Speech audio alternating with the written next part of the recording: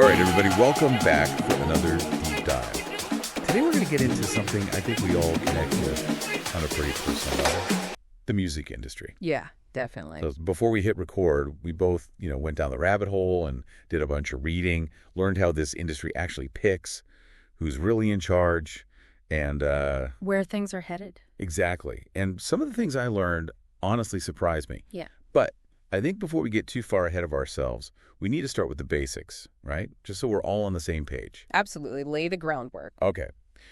So based on all the articles and reports that we both dug into, what's like one sentence definition of the music industry if we had to sum it all up? Ooh, that's tough.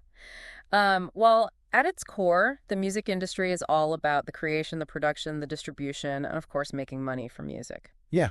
It's a business at the end of the day. Totally. But it's also art, right? Absolutely. That's the heart of it. Okay, so we've got these artists, super talented, creative people. They're making the music. And then there are all these other players involved, right? The labels, publishers, the streaming platform. Yeah, and let's not forget about distributors, promoters, and even the venues where the music is performed. It's this whole interconnected web. It's a whole ecosystem. It is. But for a long time, there were these big names, those giant record labels we've all heard of. The big three, right. Yeah, exactly. Universal Music Group, Sony Music, and Warner Music Group. It felt like they were the ones controlling everything. Yeah, they definitely had, and to some extent still have, a ton of power. But things are changing. That's what I was going to say. Like, when I was a kid, we'd go to the record store and buy CDs, but... Well, exactly. Now we have streaming, and that's a total game changer. Yeah, I mean, think about it. How do you listen to most of your music these days? Spotify, for sure. Me too. Probably Apple Music every now and then. And those platforms, those streaming services, they're basically the new power players, right? I'd say so. Our sources all point to streaming as the dominant force in the industry now. And that's got to mean major changes in how artists actually get paid. Like, it's not about selling albums anymore, right? It's all about streams. Streams. So every time someone listens to a song... the artist gets a tiny, tiny fraction of a penny. Whoa. Tiny fraction of a penny. It really is minuscule. And that's why there's been so much debate and even pushback around streaming payouts for artists. Right. That makes sense. I mean, if we think about the old model, selling millions of records, touring, all that, compared to that, getting a fraction of a penny per stream. Yeah, some artists are definitely struggling. They're not making the kind of money they used to. And that's got to be tough, especially for emerging artists trying to break through. It is. But there's another side to this, too. Some argue that streaming is a good thing because it exposes music to a far wider audience. Oh, yeah. I get that. Like, instead of having to spend money on a whole album, you can listen to whatever you want, whenever you want, for a relatively low monthly fee. Exactly. So there are pros and cons to the streaming model. For sure. For sure. But it's definitely reshaped the landscape. Okay, so streaming is the big elephant in the room. But what else is going on in the music industry these days? Like, our sources mentioned a few other things, like, for example, vinyl's making a comeback. It is. Which I'd find kind of crazy, like, in this super digital world. Right. People going back to vinyl. Yeah, it's fascinating, isn't it? It is, and it's not just nostalgia. Like, I've read articles about audiophiles who insist that vinyl just sounds better. Warmer, richer. Yeah. They talk about the whole listening experience, holding the record, putting it on the turntable. It's a ritual. It is, like a ceremony. So vinyl's not dead. Definitely not. It's a growing niche market. Okay, interesting. So we've got streaming dominating, but vinyl hanging in there. What about other ways artists are making money?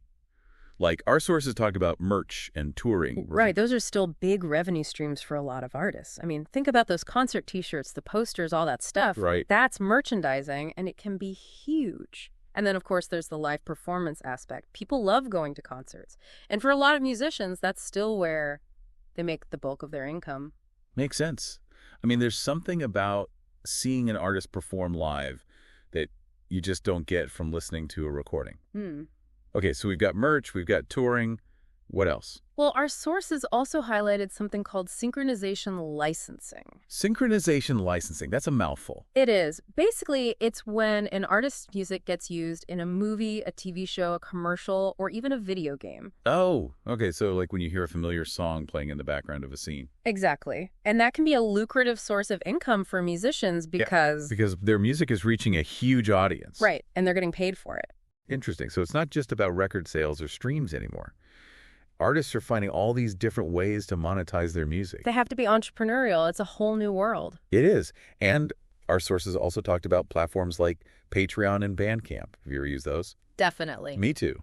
Uh-huh. I like that fans can support artists directly through those platforms. It cuts out the middleman. Yeah, and it gives artists more control. They can connect with their fans on a more personal level, offer exclusive content, even crowdfund new projects. Right, like funding an album or a tour through fan donations. Exactly. It's a really interesting shift in power dynamics. So we've talked a lot about how the music industry is structured here in the West, the US and Europe. Uh-huh.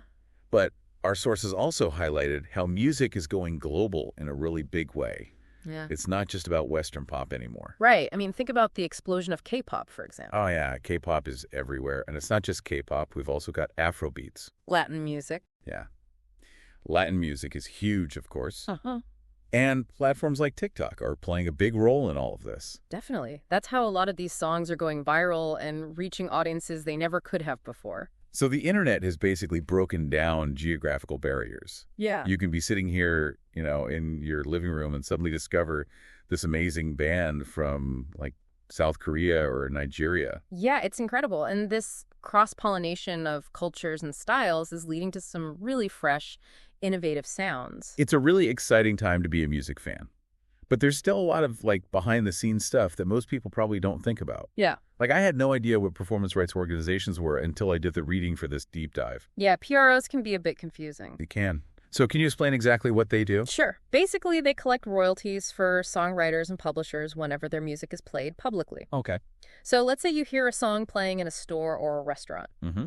The PROs make sure that the people who wrote and published that song get paid. Got it. So it's like they're the accounting department of the music world. Pretty much. They track all those performances and make sure the right people get compensated. Okay, that makes sense. And then there's copyright law, right? That's another big thing our sources talked about. Yeah, copyright is crucial. It protects the intellectual property of musicians and songwriters. Right, so that people can't just steal their music and use it without permission. Exactly. But it can get complicated because copyright laws vary from country to country. Yeah, that's got to make things tricky in this globalized digital age.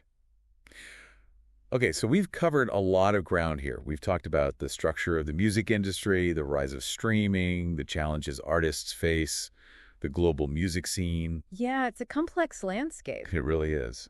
Yeah. But now I want to talk about the future. Ooh, predictions. I know, right?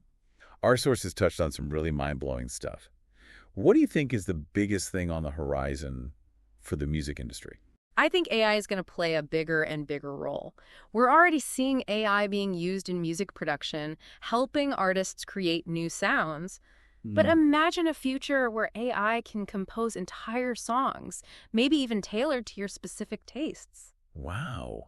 So an algorithm that knows exactly what kind of music you like and creates songs just for you. Exactly. It sounds like science fiction, but it's not that far-fetched.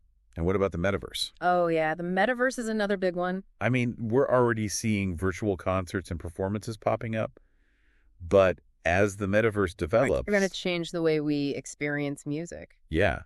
Imagine putting on a VR headset and suddenly you're at a concert, but it's not a real concert. Right. It's a virtual one, but it feels completely real.